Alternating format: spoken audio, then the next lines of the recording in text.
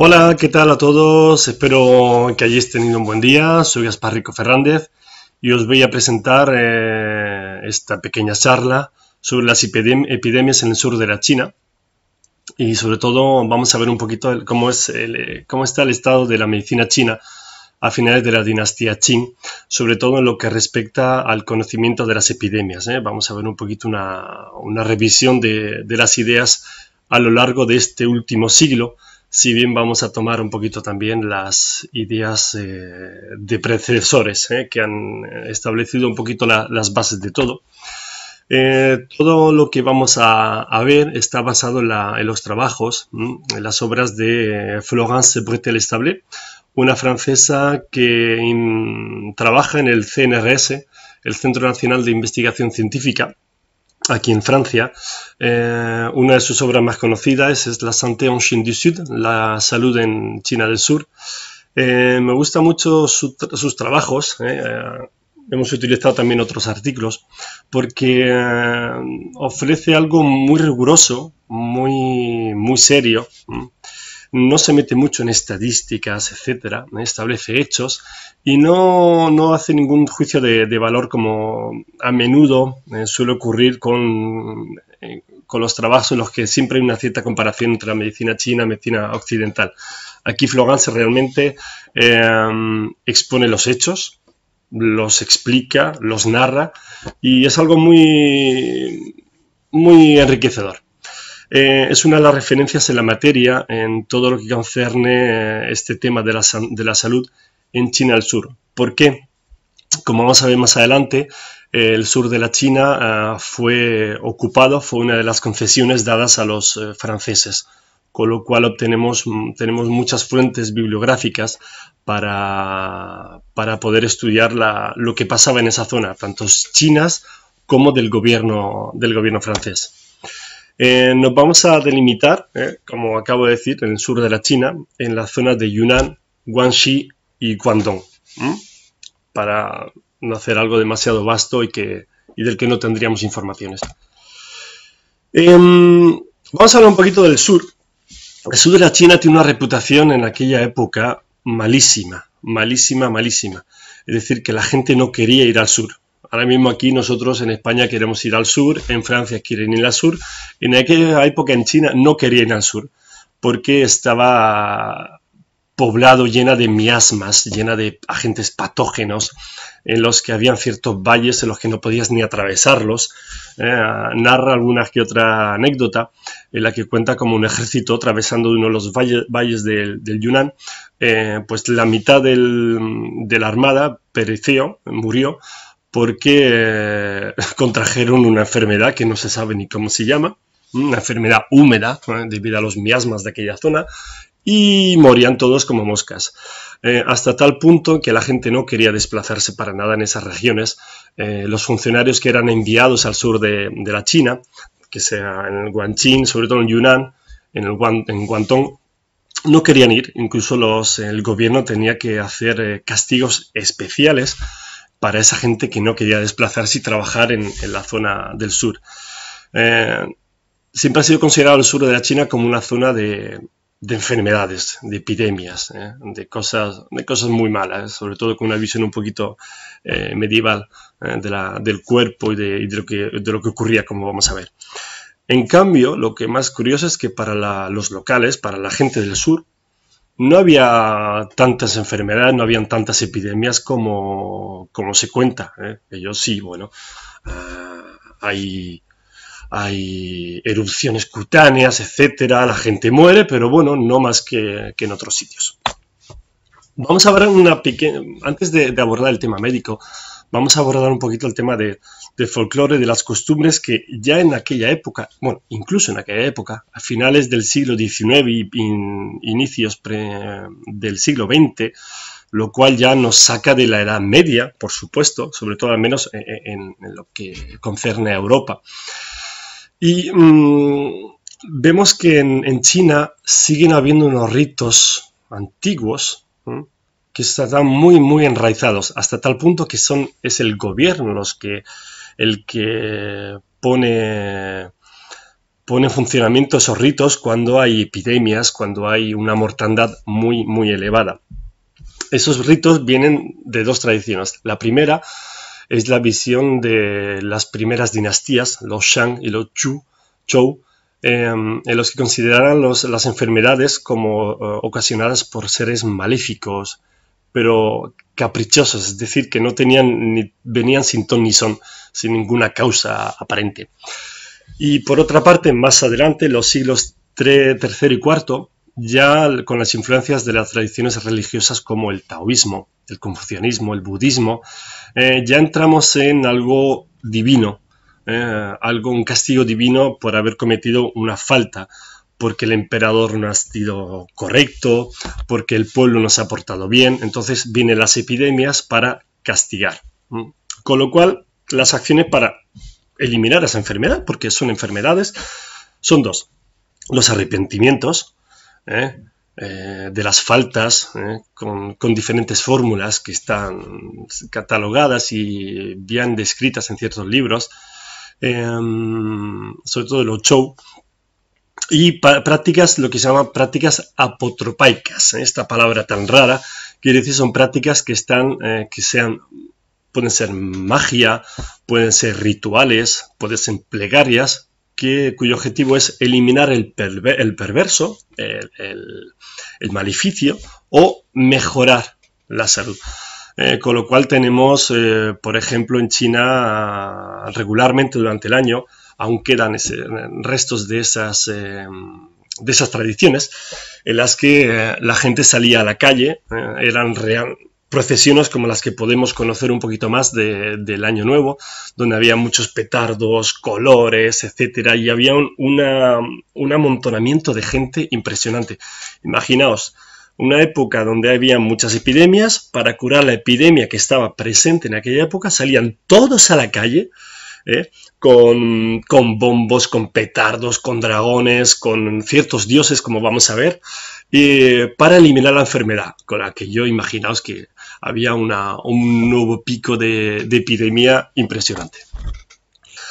Tenemos dos grupos principales. Hay cada zona, cada pueblo puede tener su pequeño dios, pero tenemos dos grupos principales de dioses a los que encomendarse para eliminar la epidemia.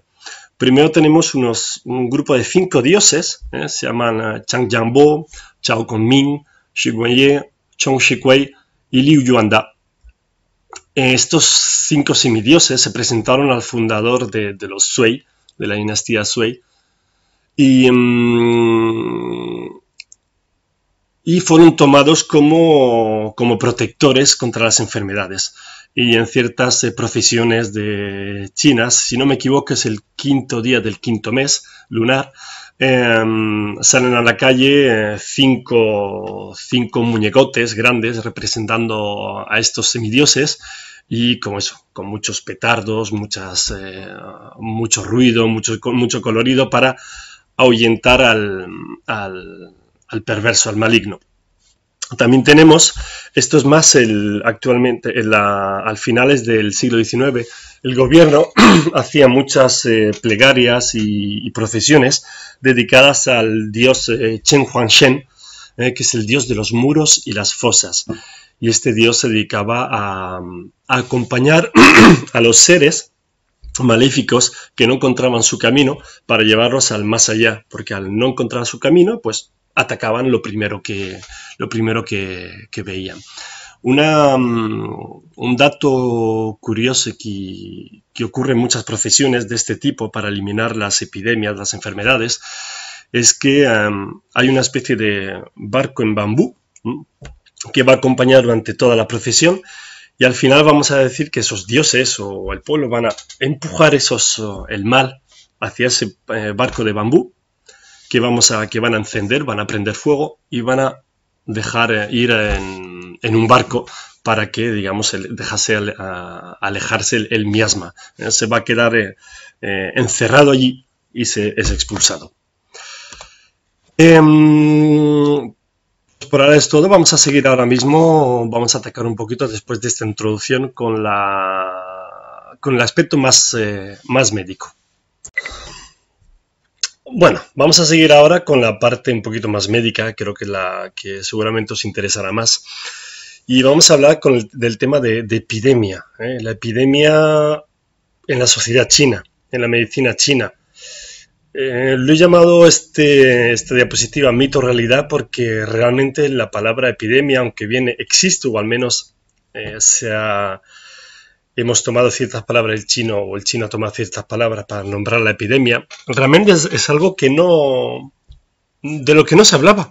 El tema de la propagación, que todo el mundo esté infectado, no era algo que ellos veían, que observaban. Veían que había gente mala o gente, o sea, gente enferma o gente sana, mucha gente enferma o mucha gente sana, pero nada más, ¿vale? Entonces el concepto de epidemia, tal y como lo conocemos, de contagio, de vías de contagio, etcétera, realmente no existía, o en todo caso no estaba descrito de esa manera, dándole esas relaciones entre los diferentes enfermos. Los textos chinos estaban siempre focalizados, pues como los conocemos nosotros, en una descripción de los síndromes, ¿vale? Con sus patologías, con sus síntomas, etcétera, etcétera, lengua, pulso, todo lo que queráis. Una comprensión de los mecanismos, por supuesto, es decir, qué es lo que causaba esas enfermedades. En este caso, el tema de las epidemias estaba siempre muy basado en el estudio que llamamos Wu-Yun Liu-Qi, el estudio de los cinco movimientos y de los seis Qi, basado en los troncos celestes, las ramas terrestres, etcétera, etcétera. Y también estaba basado en el estudio de los Shanhan, los ataques por frío, proveniente de la obra de Chang Chongjin, el Shanhan Lun, el Wenbing, los Wenbing, es decir, las patologías, las enfermedades de la tibiez, de tibias, que tiene su escuela particular, o también estaban considerados como chi pestilenciales, chis pestilentos que atacaban el cuerpo. Y la última parte era simplemente el tratamiento, que sea con farmacopea, con acupuntura, etcétera, pero siempre se daba el tratamiento. Y no había esa noción de epidemia. No se hablaba muy poquito. Y la visión global del individuo siempre ha sido considerado en medicina china por encima de una dimensión colectiva. Es como si el médico o la sociedad no se ocupara del conjunto de medidas de higiene. En aquella época no existía todos esos conceptos. Con lo cual, simplemente, bueno, el médico se ocupaba de la población, por supuesto, pero se ocupaba de tratar síndromes, tratar personas. En cambio, la documentación de la que se basa Florence Bretel-Establet, hay muchas crónicas de las diferentes regiones. Bueno, son tan vastas que en vez de crónicas deberíamos llamarlas enciclopedias locales, porque contienen eventos de todo tipo y narran toda la vida del día a día. Se encuentra muy a menudo esa expresión que estáis viendo en la pantalla, Ziche Wusuan, quiere decir muertes incontables o muertos incontables. Hay tantos muertos que no podemos ni contarlos. Y asociado a esa expresión, que es simplemente para establecer un hecho, están muriendo como moscas, encontramos la palabra yi o epidemia, que podemos traducir actualmente como epidemia. Y como veis, tiene la clave, el radical o la clave, como queráis llamarlo, de la enfermedad. Y en el interior tiene la llave de la mano. Y podemos decir que es algo como una enfermedad que golpea fuerte o que llega muy lejos, ¿vale? Y que se repite. Esa es la noción un poquito de epidemia, algo que fuerte, que llega de un golpe y que se repite de unos a otros. Esta palabra allí puede tener ciertos sinónimos o puede englobar ciertos conceptos como el concepto de Shanhan, ataque por frío, el Wenyi, una epidemia febril, con la aparición de fiebre, el Wenbing, que es una enfermedad tibia, que conocéis también bien, o incluso puede ser un Fongbing, una enfermedad debido al viento, ¿vale? Pero hay una cosa muy particular, un fenómeno particular que ocurre en el sur de China, que es que encontramos estos dos conceptos que son diferentes, Yi y Chang. El primero, Yi, es la epidemia tal y como la conocemos, una enfermedad fulgurante, imprevisible, que llega, ataca, machaca a todo el mundo, los pone a todos malos, no sabe de dónde viene, ni por qué, ni si hace frío, ni si es porque hace frío, o hace calor, o nada. Llega y machaca la población. Esta palabra allí actualmente denomina un poquito más, es una palabra específica para la peste bubónica, y muchos de los estudios que ha llevado a cabo tanto Florence como otros especialistas del sur de la China asocian muy mucho esta palabra allí a la peste bubónica por la recopilación de los síntomas y todos los datos que pudieron obtener. Esta palabra se asocia bastante a las epidemias por peste bubónica, que como sabéis están provocadas por un bacilo que habita, que vive en las ratas. Y tenemos que compararlo con Chang. Chang es una enfermedad que, si bien es muy violenta, pero es algo previsible, es decir, que es un poquito, los Chang es como las enfermedades locales, que sabemos que en tal época, en tal periodo, porque es un clima húmedo, cálido, van a venir las nubes en este valle, siempre en la misma época tenemos las mismas enfermedades, ¿vale? Chang tiene dentro la clave que se llama a sí mismo Chang y que denomina orden, algo ordenado, un capítulo, algo que está bien definido. Y nos marca esta enfermedad previsible, estacional, que viene cada estación, o propia de una zona, como ocurre en muchos microclimas del sur de China, que tienen climas particulares, muy localizados, ciertos valles, donde los miasmas se concentran y nadie quiere ir. Vamos a ver un poquito, vamos a ir a principios de la dinastía Qing. Vale, me salgo del tema, pero necesitamos estas ideas para comprender lo que nos viene después. Tenemos a Wu Yuxing, que alias, también llamado Wu Yuke. Me ha costado mucho encontrarlo con Wu Yuxing en internet. Este hombre escribió el Wen Yilun, es decir, el tratado de las epidemias febriles, en 1642. La dinastía Qing empieza en 1643, como habéis seguramente podéis recordar. Y este hombre introdujo unas nuevas teorías, en las que dijo que el chi pestilente, el que puede provocar una epidemia, es diferente al chi de las estaciones o al chi cósmico, al chi regular que se van dando y que puede provocar sobre todo, por ejemplo, los Shanghan. Es decir, que en invierno pues tenemos un ataque de frío, en primavera pues un ataque de calor tibio, etcétera, etcétera, o de viento, ¿vale? Para él no, para él el chi pestilente que puede provocar este tipo de enfermedades es muy diferente al chi que podemos encontrar o que pertenece a los ciclos más o menos regulares. Y una noción muy interesante que nos dice él, Wu Yuxing, es que el chi pestilente penetra por la boca y por la nariz, sin progresión normal de la patología. ¿Qué es lo que quiere decir una progresión no normal de la patología?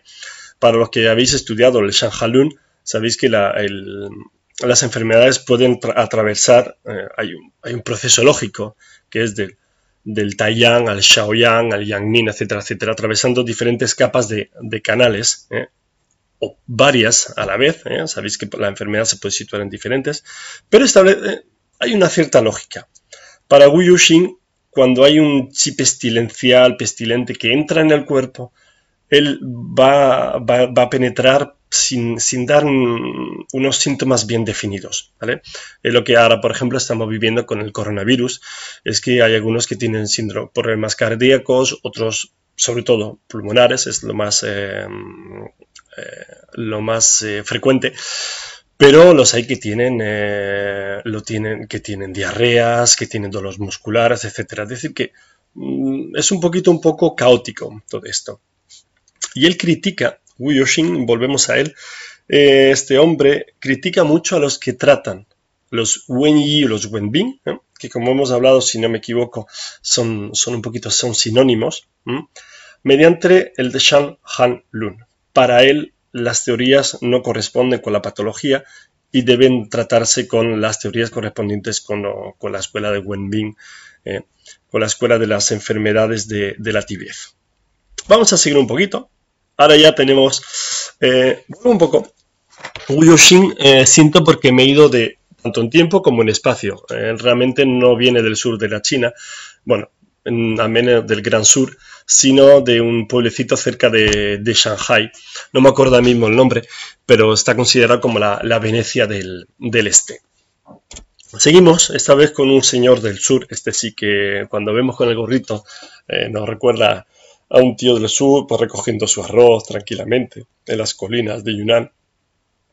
Y He Mengyao ha sido un continuador del pensamiento de Guiyou-Xin de un siglo para atrás. Él escribió Li Pian, un libro muy interesante, muy importante, se llama El taburete para acceder a la medicina, o el escalón para acceder a la medicina. Él, a pesar de las ideas que vamos a ver en 3 extractos de su obra, a pesar de las ideas que evocan, nunca habla de la dimensión colectiva de la epidemia, de la noción de contagión, de contagio, de miasma que se transmite de unos a otros. En cambio, lo observa. Y dice así, por ejemplo, todos los miembros de un cantón se han resfriado y tosen.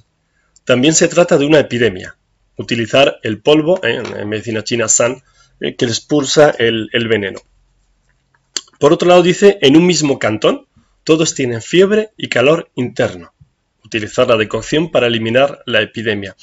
Es curioso como habla que todo el mundo en una zona, pero nunca evoca el concepto de epidemia, de transmisión de la enfermedad.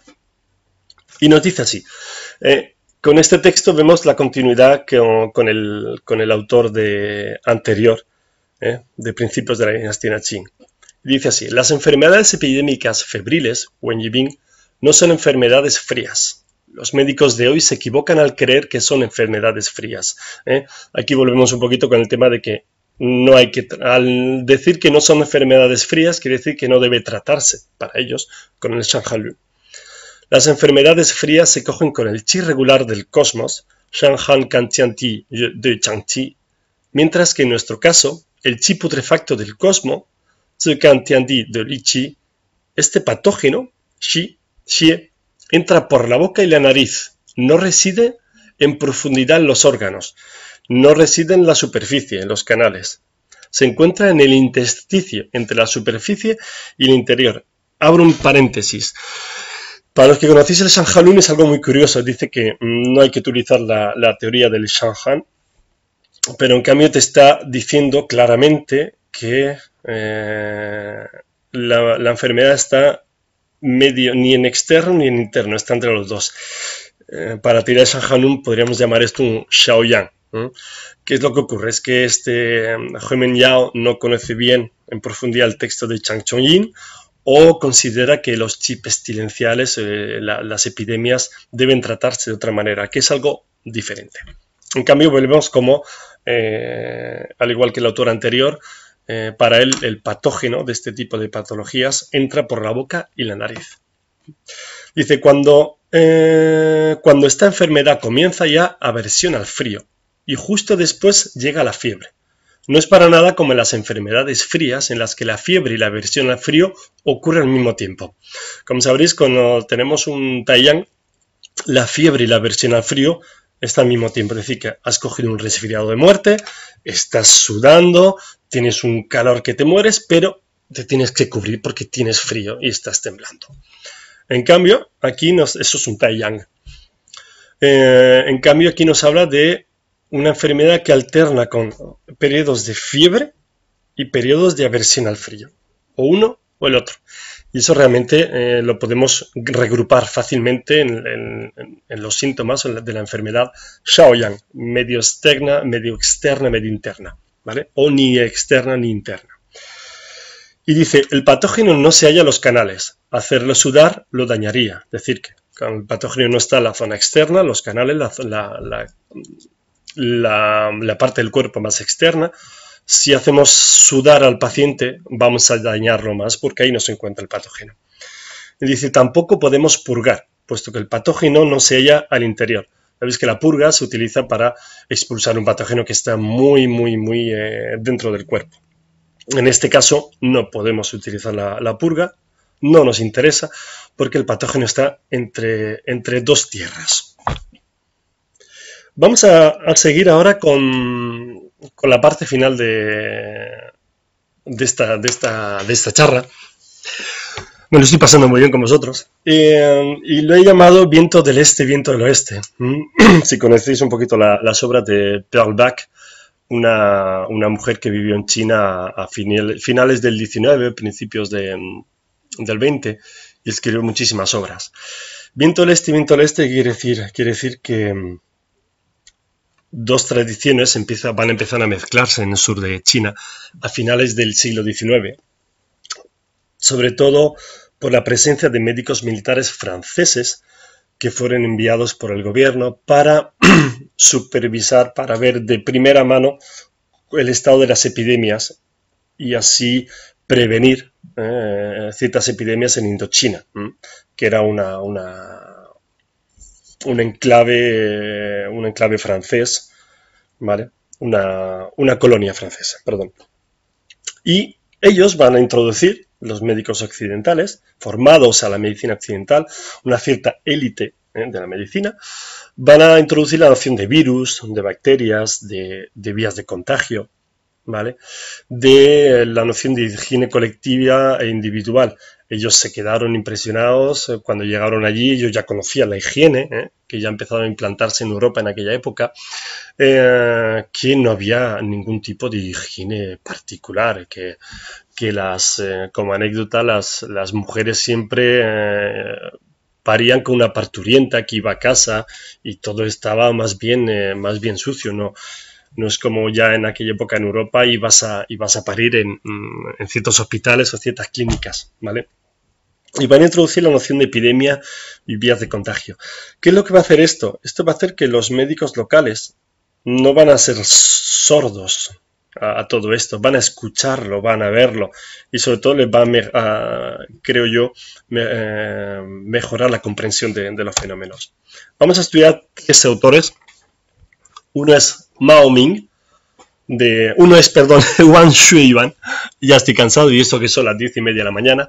Viene de Mao Ming, un pueblecito del Cantón, que decimos ahora, y publicó el Suchen Chinan, Principios para las enfermedades de calor canicular, en 1843. Es el primero, por fin, en evocar un fenómeno colectivo y decirlo, que es algo que está pasando aquí, algo se está transmitiendo. Ya introducimos este concepto de transmisión. Y especificaba mucho que en el Guangdong, en el Cantón, la zona del Cantón del sur de China, había un clima cálido y húmedo, que para él era la causa de este tipo de enfermedades. Y decía así: un chi anormal y contagioso que se inicia fuera de la estación lo llamamos chi epidémico. También nos encontramos con el chi de las enfermedades que se transmiten a otros. El chi de las enfermedades que se transmiten a otros. Es el primero en decir algo así. De puerta a puerta todo el mundo está enfermo. Se trata de las enfermedades epidémicas humanas. Y atención, dice, estas provocan más daño.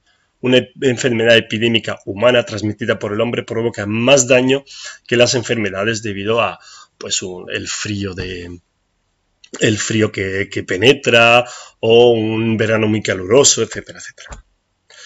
Pasamos al siguiente autor, un poquito más adelante, ya estamos ya a finales del 19.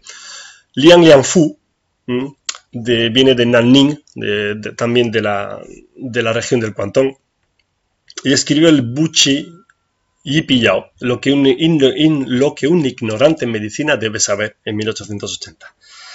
Y empezó a nombrar causas de la epidemia, debido al hombre, aunque introducía también, volví a repetir esa noción de contagio, o medioambiental, ¿vale? Y para él una epidemia de uno u otro tipo va a tener síntomas diferentes. Vamos a verlo en un texto. Él decía en este libro, en esta obra, las epidemias estacionales, las que ocurren en cada estación, en invierno la gripe, etc. Estos síndromes se atrapan por un chi que no es normal. Habrá cefaleas, fiebre o nuca hinchada, infección supurante de las mejillas. Todo esto es la enfermedad epidémica celeste o natural. Cuando la enfermedad de un hombre se propaga al hogar, que del hogar se extienda al cantón y que del cantón se transmite a la ciudad, y que este síndrome se acompaña de frío, fuerte fiebre, vómitos de un líquido amarillento, entonces es una enfermedad epidémica humana. Ya distingue en cuanto a la patología, más o menos afectada, ¿vale? Pero en cuanto a la patología se distingue entre una epidemia estacional, lo que podríamos llamar un chang, como hemos visto, o una epidemia humana mucho más virulenta, con otros síntomas que podríamos asociar al término yi. Y por último, nuestro último autor que vamos a estudiar es Chen Cheng-ke, y que escribió en 1892 el pivot de las tramas médicas. Tenía que haberlo traducido, perdona mi error, el Yikan con Chongshu. En este libro hay un estudio de los Wenyi, de las epidemias tibias, y que está dentro de la sección de Weikan, es decir, las enfermedades de origen externo, algo muy curioso.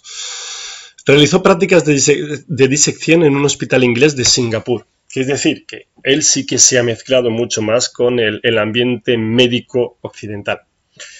Y establece causas diferentes de las epidemias. Bien por un chi impuro, estaciones irregulares, climas aberrantes, ¿vale? Como se puede explicar tranquilamente con el Suen, capítulo 66-67, con la teoría de Wu Yun Liu Chi, etcétera, etcétera. Problemas de higiene colectiva. Cuidado, ya introduce un nuevo concepto. Problemas de higiene colectiva, por problemas de canalizaciones, etcétera. Que las aguas sucias no se retiraban correctamente, etcétera. Eso provocaba enfermedades. Y también habían problemas de higiene en los hogares, algo más reducido, pero que también podía provocar epidemias o enfermedades. La epidemia, va a explicarlo de alguna manera más abierta, se produce por contagio, por su contagio. Se caracteriza, en todo caso, por su contagio.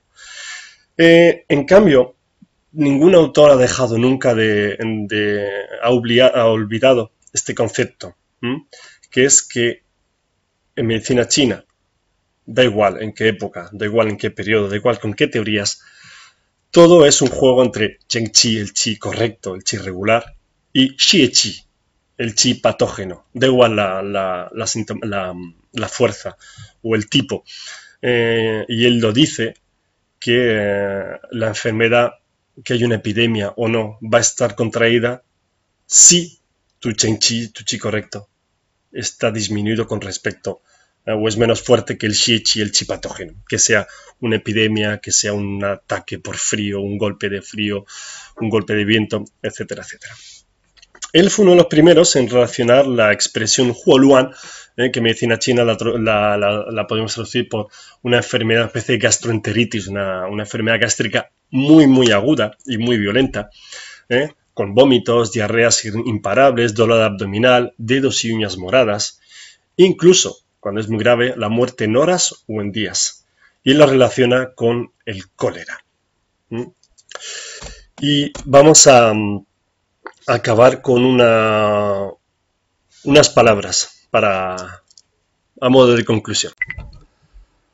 Bueno, y vamos a acabar un poquito esta charla con unas últimas reflexiones. No me gusta la palabra conclusión, al menos con lo que estamos viendo, porque es algo cerrado.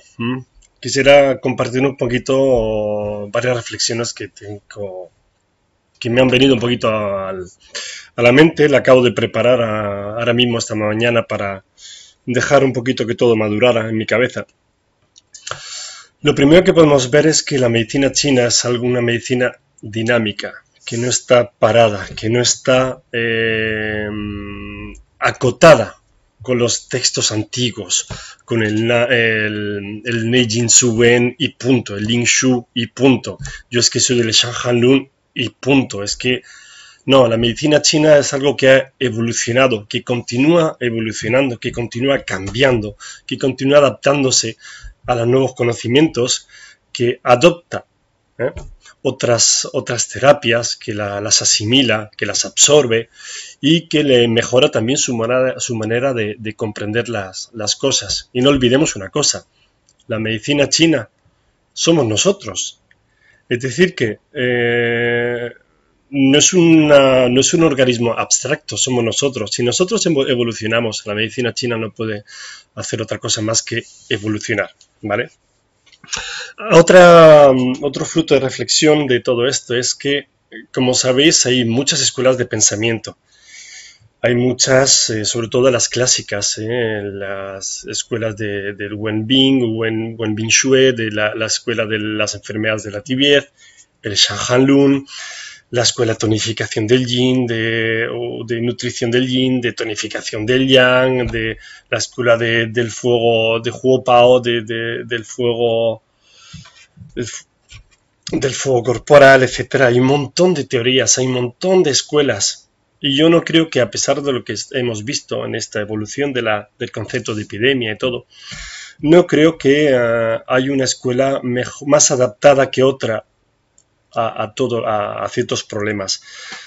Una prueba de ello es que aquí en Francia un colectivo de compañeros en el que me han incluido, desgraciadamente no puedo aportar mucho, en Suiza y en Francia están haciendo consultas de medicina china por ordenador, teleconsultas, y están tratando principalmente con el Shanhanlun.